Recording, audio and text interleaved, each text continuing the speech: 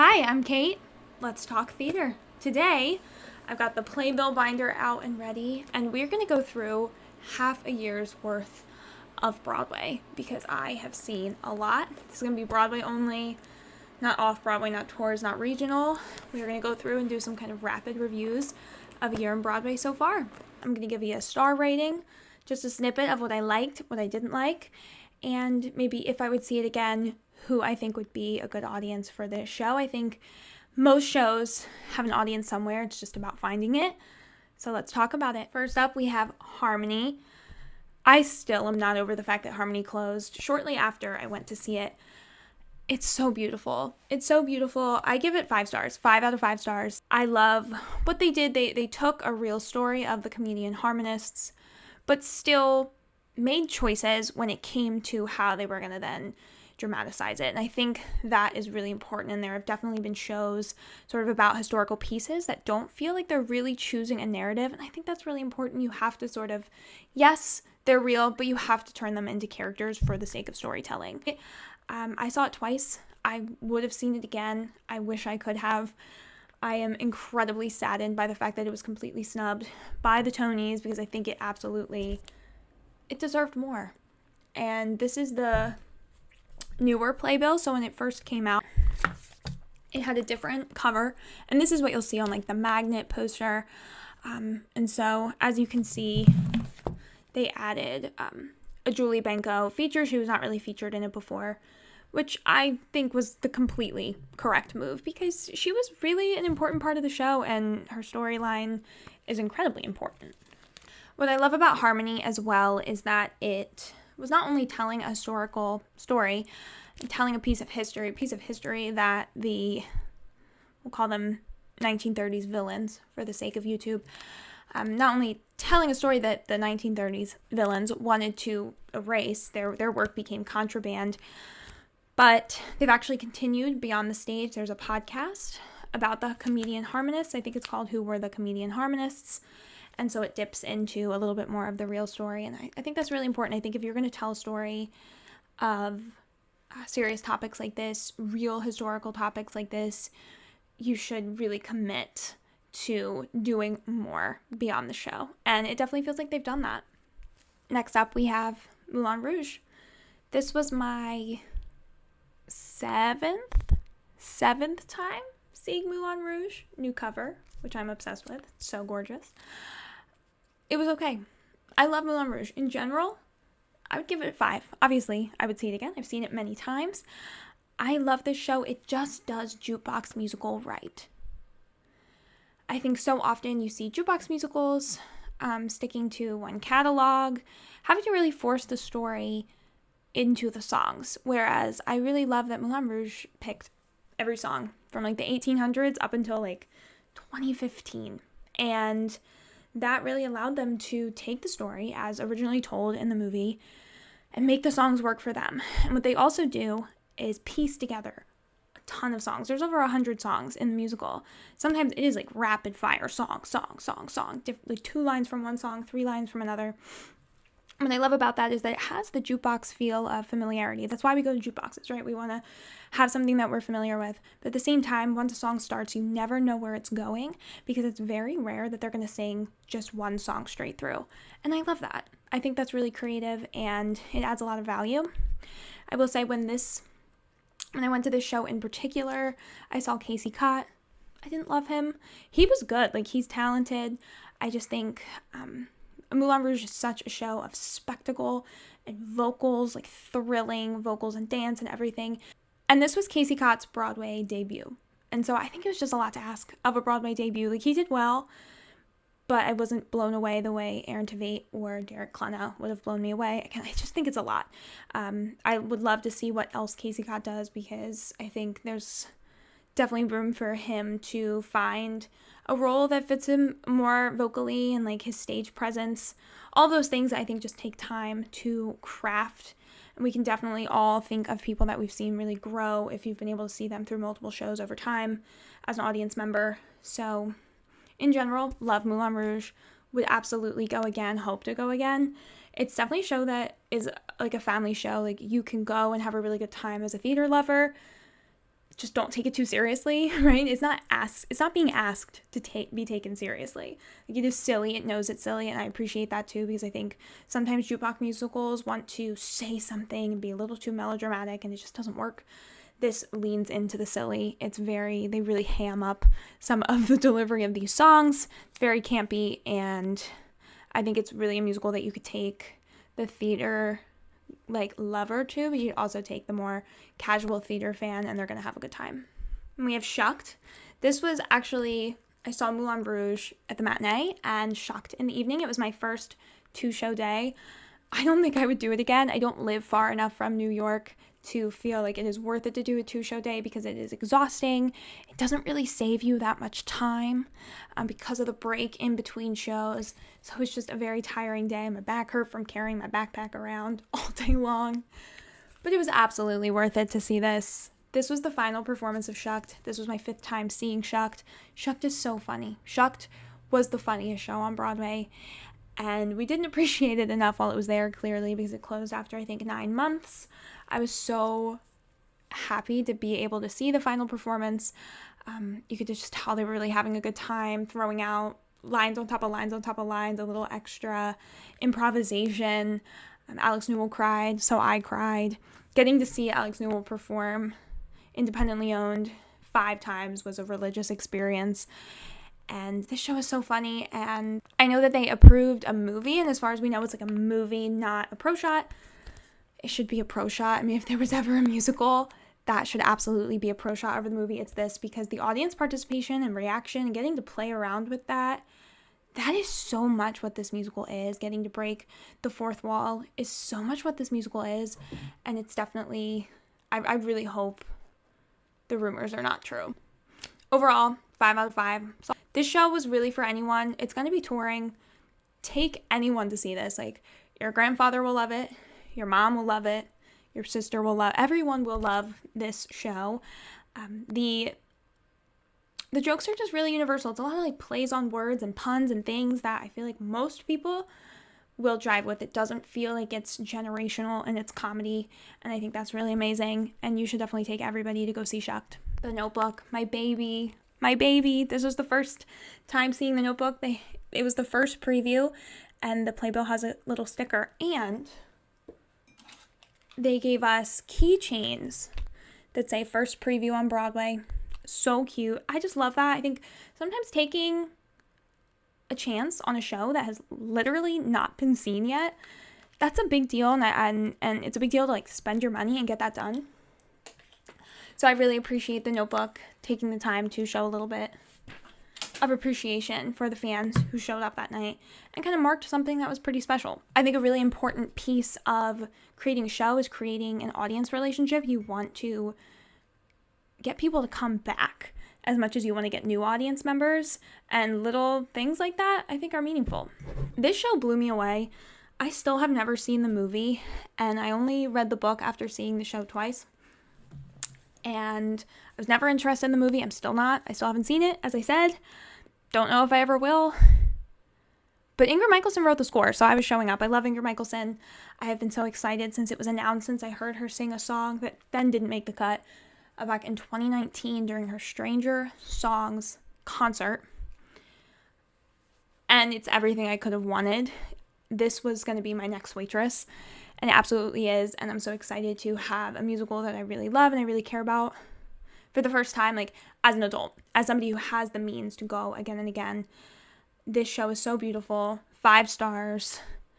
It's the human experience. It's telling the story of the human experience of love and loss, and I think it's important that we have fun, right? I mentioned Shuck, I mentioned Moulin Rouge. We're having fun, but I think it's also important to find musicals that feel like you can process and sit with a group of 1,000 strangers and to really feel something and to kind of face head on something that is as scary as love and loss, and feel like this show helps you do that. I think that's incredible.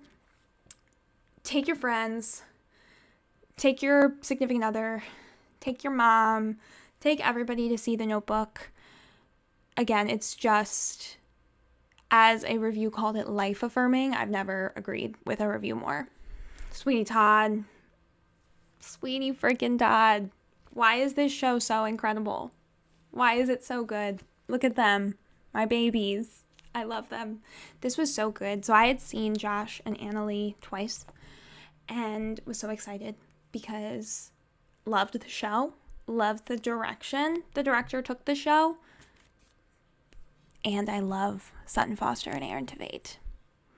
You will not make me hate them. You will not. They were so good. I saw this was their first weekend. I think it was Sunday. And so they were still new in the roles. And I loved how they managed to fit the mold that Annalie and Josh created, and clearly the mold that the director was going for. But they also somehow managed to bust it wide open. They humanized the characters in a way that I hadn't seen before. And it made kind of their respective downfalls or spirals more impactful, because you saw the human behind the madness. Definitely 5 stars. Definitely 5 stars. I wish this production would tour just so I could keep seeing it again. The orchestra was so powerful. To sit so close to a 26-piece orchestra, incredible. You don't realize how impactful I feel like a huge orchestra like that can be until you experience it, because it's much more often that an orchestra is pretty small these days, and to feel it in your bones is just an experience that I will remember forever. Days of Wine and Roses. This show messed me up in a good way. It was incredible. Technically, perfect. Technically a perfect musical. Emotionally, a mess. So hard to watch. I'm a therapist, you guys. I'm a therapist. I take in other people's trauma literally for a living, and this was a lot. It's so good. I personally think it's best musical of the season. At times it did feel a little bit more structurally like a play where they were singing. But, oh my god. 5 stars. 5 stars. But it was definitely a musical that I can see why it closed early, because it's hard to watch. It really is hard to watch. And it's a show that it would be hard to recommend to people because of the material, because I think it could be incredibly triggering to a lot of people, because we know a lot of people have experienced addiction personally themselves or people around them, and this is very real. And so it'd be hard for me to say, unless you were just really into theater and like to see everything like me, it would be really hard to say who I would recommend this to, because I do think that if you have any experience with addiction, you need to be in a certain space of healing to get through this musical. Like, it's not a musical like The Notebook, I felt like can help you process and feel uplifted.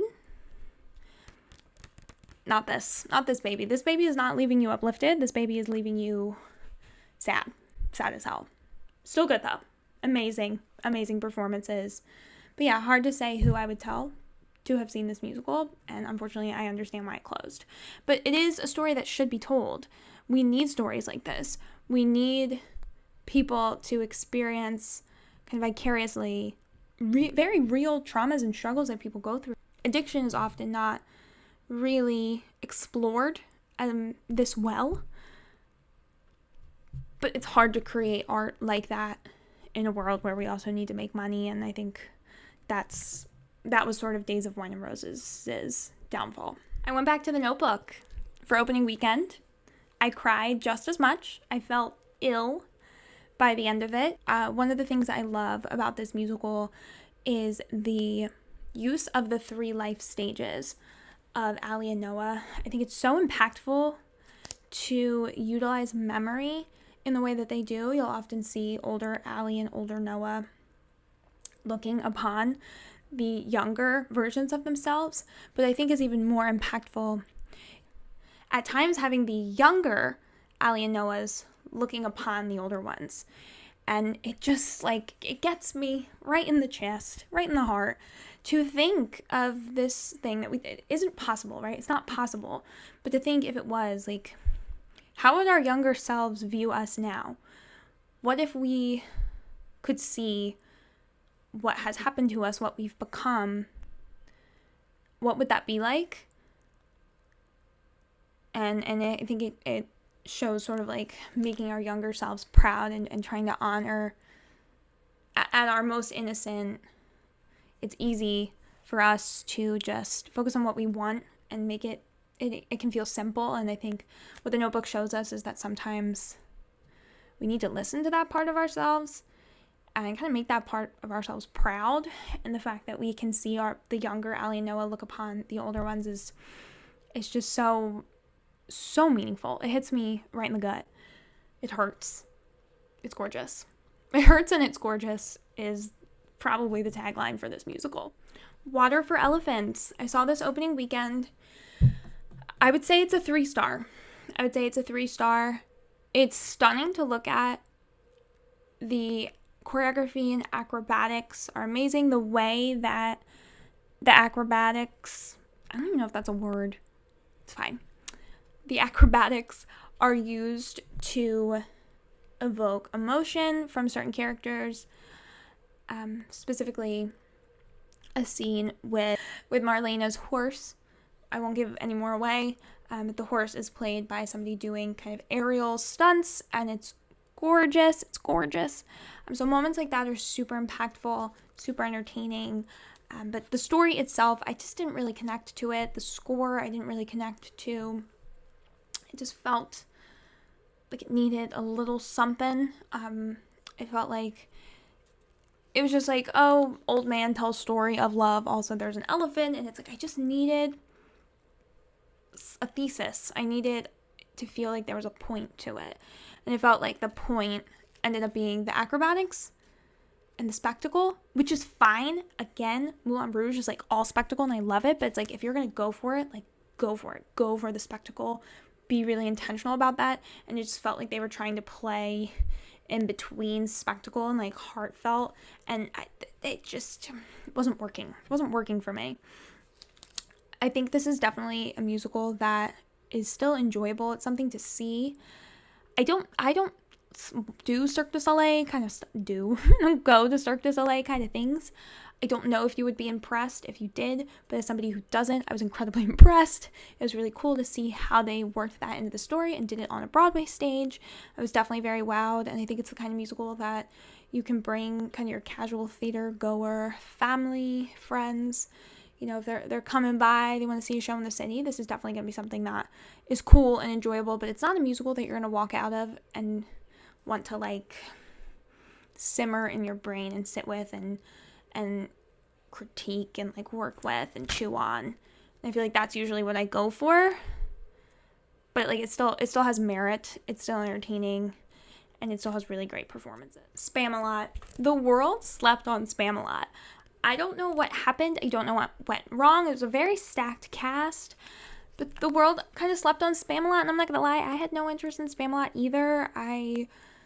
It was closing soon, and I was like, let me try to win the lottery, and I did, and I went. I had a great time. I was super excited to see Jonathan Bennett and Christopher Fitzgerald. Christopher Fitzgerald is the actor that I have seen the most on a Broadway stage, so I was super excited to get to see him in something else, just kind of like collecting my Christopher Fitzgerald bingo card, but it was really enjoyable. Really funny. I was skeptical because I'm not kind of a slapstick person.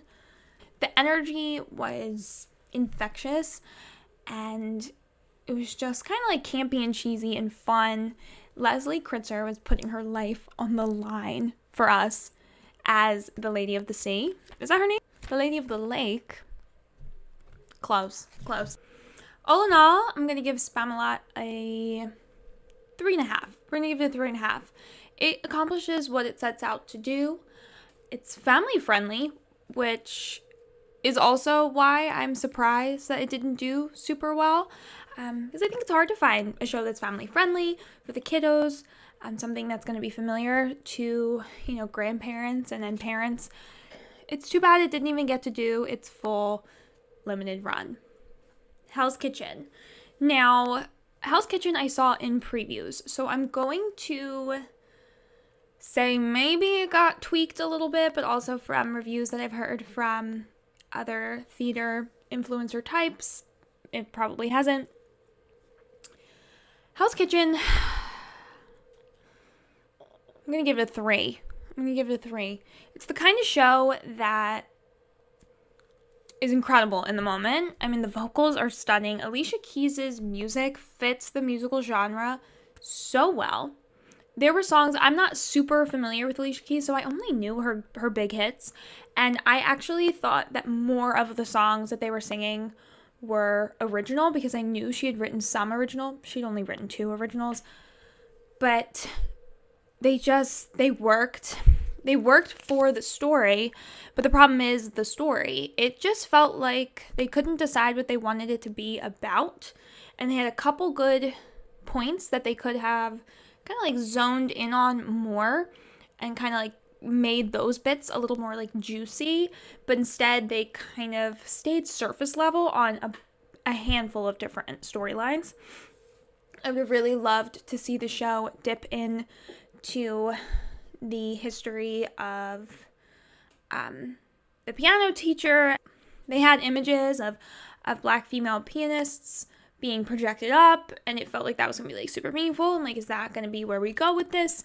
No. Is it going to, I think overall it's the kind of show that in the moment you're enjoying, but then I feel like once you start to kind of think about it more, the plot kind of falls apart, which is a little bit disappointing.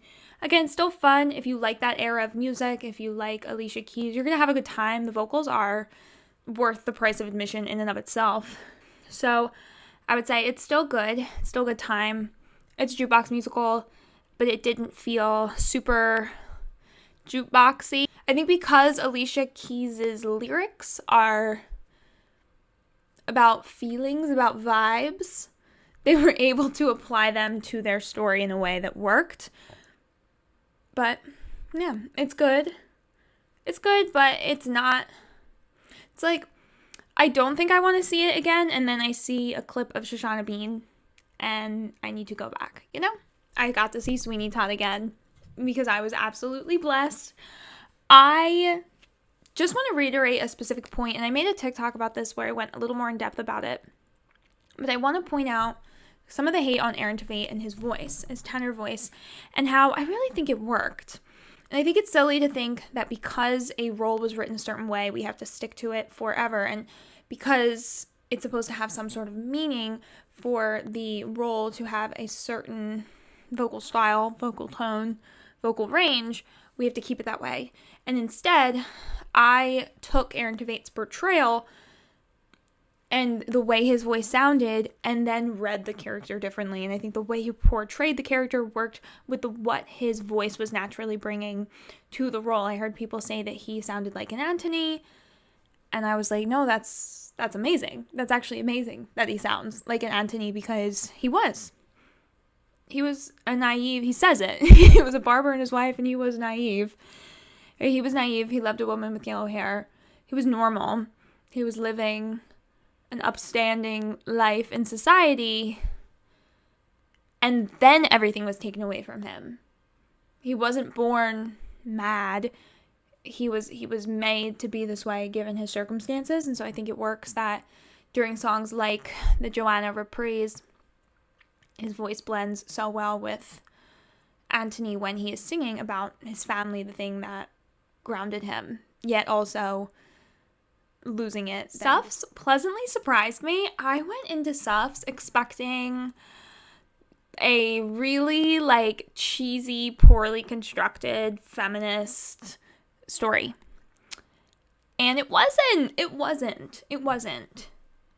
I was surprised. I was surprised by the intersectionality of the piece. They didn't let us really celebrate, spoiler alert, they win the right to vote, right? they didn't really let us celebrate that. They kind of immediately go to Ida and Mary, and they acknowledge the fact that Black women will still not be able to vote. Black men are barely able to vote. And I think that makes this piece strong. It's able to balance, like, yes, they made progress and we should celebrate that, but at the same time, there were flaws. And I mean, it exists at a time where intersectional feminism was not the standard the way it is now. And it's able to hold space for appreciating the activists at the time while still showing, like, they weren't perfect and they weren't kind of always doing the right thing for the sake of the movement, just to push forward something, but sometimes they were then leaving people behind. And I think that's hard to do, and I think they pull it off. So 5 stars, love Suffs. I hope it wins Best Musical. And yeah, I would say anybody should go to Suffs. But if you're a woman, you're non-binary, you're part of the LGBTQ community, I think it's going to hit you a little bit differently. And I hope that you can use it to have a little bit of hope, probably also a little bit of rage. But again, use this to process. It's a space to process things that are really hard right now. And I love that. Hadestown. I think this was my 5th time seeing Hadestown. I love this cover. 5th anniversary cover. I did not see all of these casts. This was the first time that I went to Hadestown since Reeve Carney and Eva Noblezada left. I got to see Jordan Fisher and I think Issa Briones is how you say her name. They were amazing. As much as I will forever love Reeve Carney and Eva Noblezada, it was so nice to see a fresh take, a fresh perspective. It's an incredible show in that the characters are kind of free enough in the way that they are written that little changes to how they are portrayed makes a huge difference. I love Hadestown. I will see Hadestown a million times. I think everybody should. And I think it's becoming and should become like a classic. Like this should be one of our like classics, one of our like musicals of the time, if you will. And it's just everything. It's everything. What else is there to say? I mean, it's been around 5 years. Everybody has said it, but if you haven't gotten there yet, you need The Great Gatsby.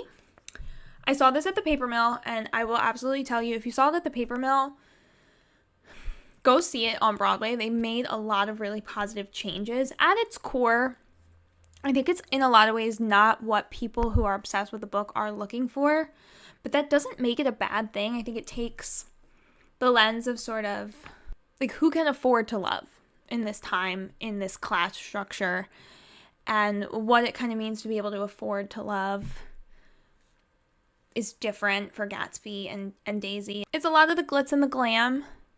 It's spectacular to look at. The projections are the best I've ever seen.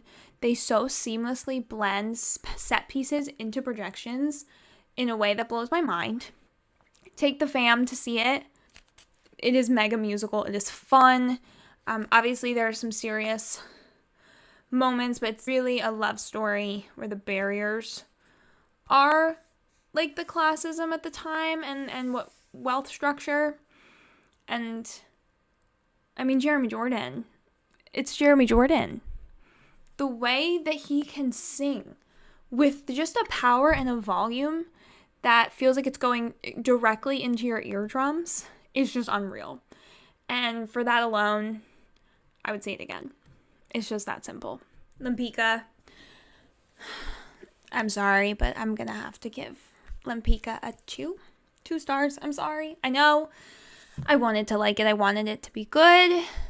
And it had, I think similar to Hell's Kitchen, it had moments that were good. And I actually honestly found myself like miserable during this show because I felt like it had such highs where you're like, if you had just taken this and ran with it, this would have been an incredible show. It just felt like they couldn't really figure out what they wanted to do with Lempicka and her story.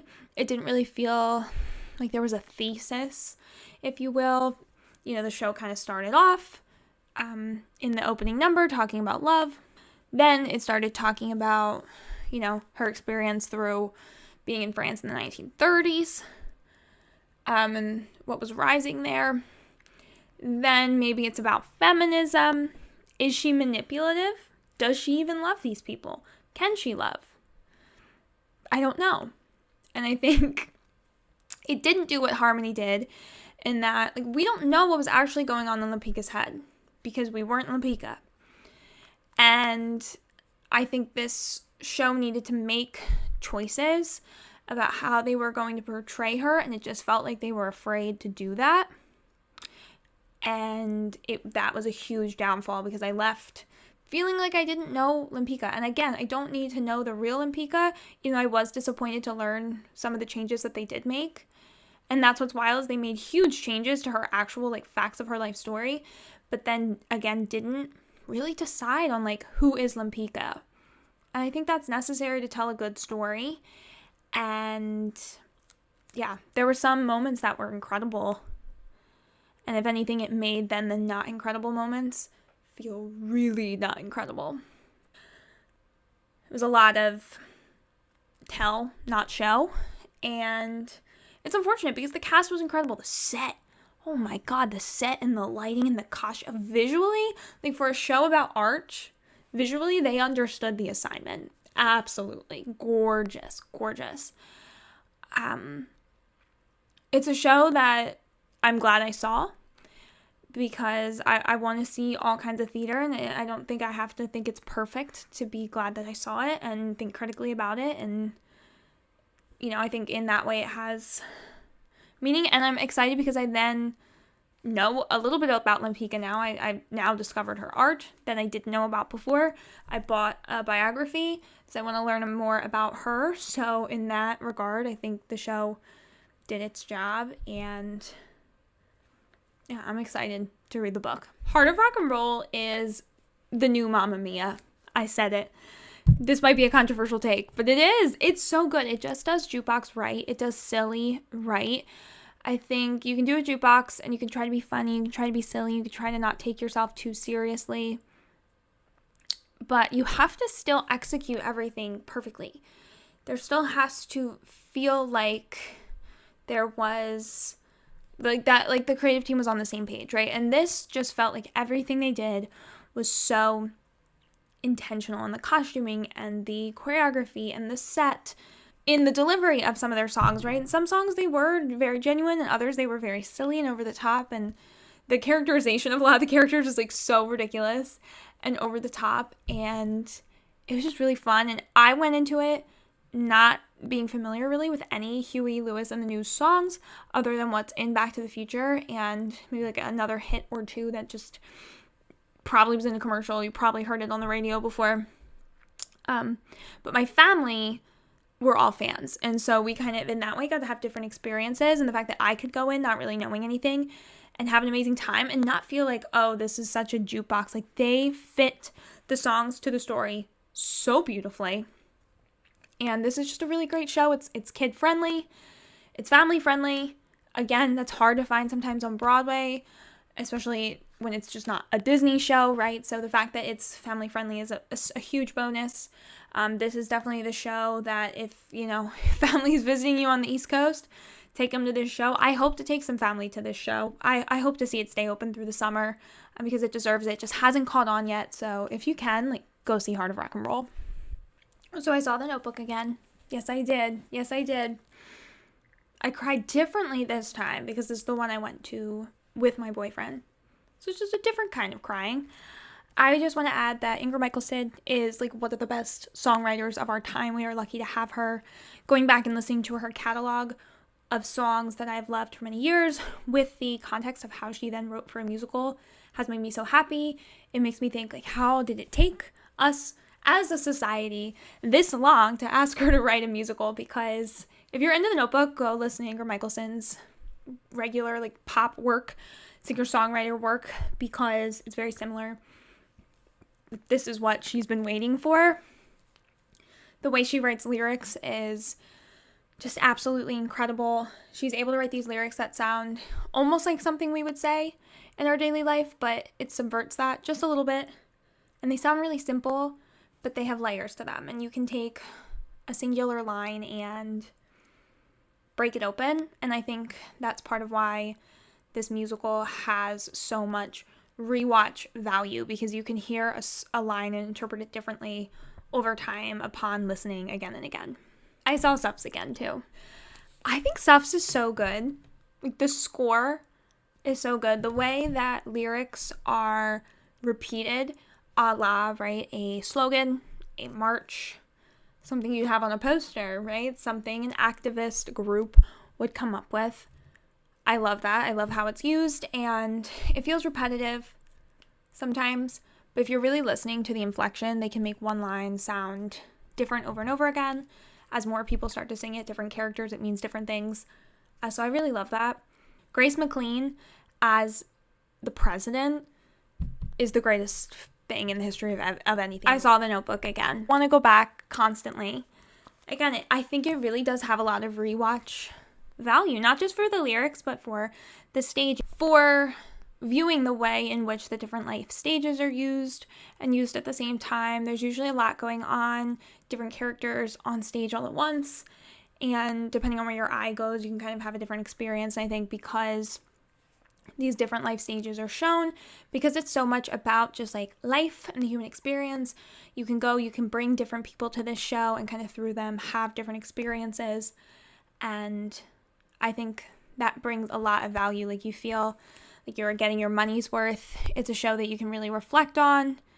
Think about, again, the juicy lyrics. Think about the staging.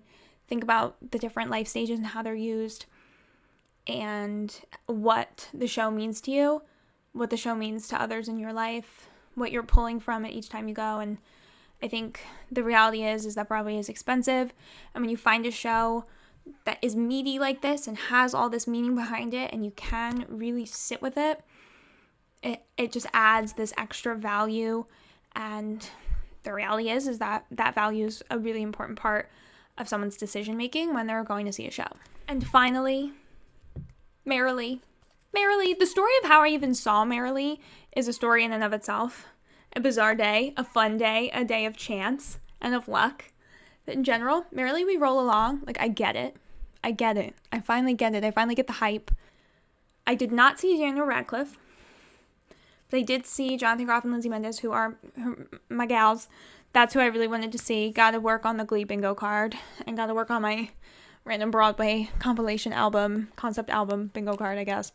I love that this is so much about, it's about three friends, right? And the chemistry that they have, like, that's where the success of this show is. They are electric to watch. The second they are on stage, you are invested. It's Sondheim. What else is there to say? Happy that the rest of the world is experiencing Sondheim. I give this a 5. And what's so funny about Sondheim shows, right, is like, this is just, it's about three friends, right? And then it becomes so much more than that as you explore.